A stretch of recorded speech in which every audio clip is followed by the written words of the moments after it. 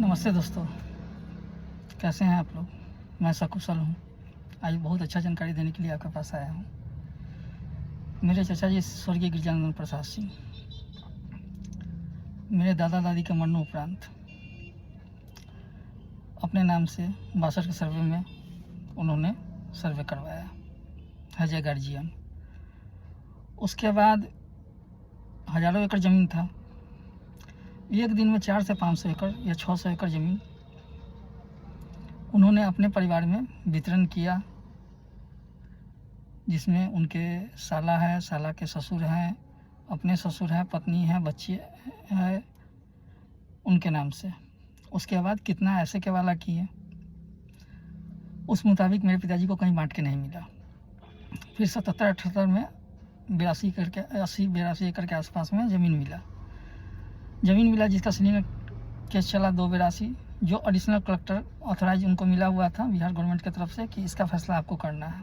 उसमें मेरे पिताजी के नाम से डिग्री हुआ।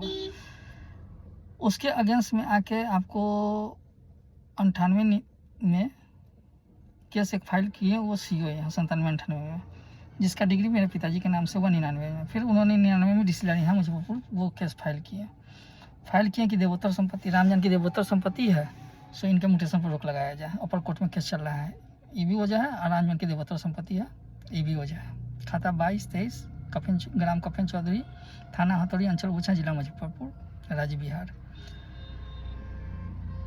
तो डिस्टिलरी यहाँ से रोक लग गया। अब देवोत्तर संपत्ति है तो हम लोग को लगा कि चलिए भाई देवोत्तर है, तो हम लोग अपना बैक फुट पर आ गए कि देवोत्तर है तो कोई बात नहीं है, मंदिर का ज़मीन है। फिर इधर आके 2025 में उन्होंने दिसंबर में ज़मीन बेच दिया। केवलदार को कहा कि नहीं ना, ये पूरा ज़मीन इंटायर रामजन की नहीं है, सो 15-16 एकड़ के आसपास में है, जो उन्होंने 373-74 में जिक्र किया था। बेच लिए। अब DCLR के आदेशानुसार है कि रामजन की देवोत्तर संपत्ति है। अगर रामजन की देवोत्तर संपत्ति है तो उन्होंने बेचा कैसे, या घर पैसा लेके कैसे बनवाए हुए पूरी ज़मीन में, खाता 22-23-19 में।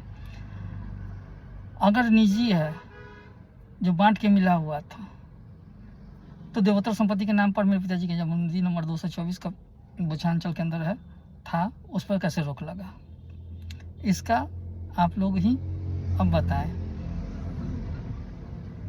और भू सुधार एवं राजस्व मंत्री श्री विजय कुमार सिन्हा को प्रणाम करता हूं कि उन्होंने ऐसा कानून बनाया कि कोई भी फर्जी ढंग से काम करवाया हो उसको 7 साल का सजा।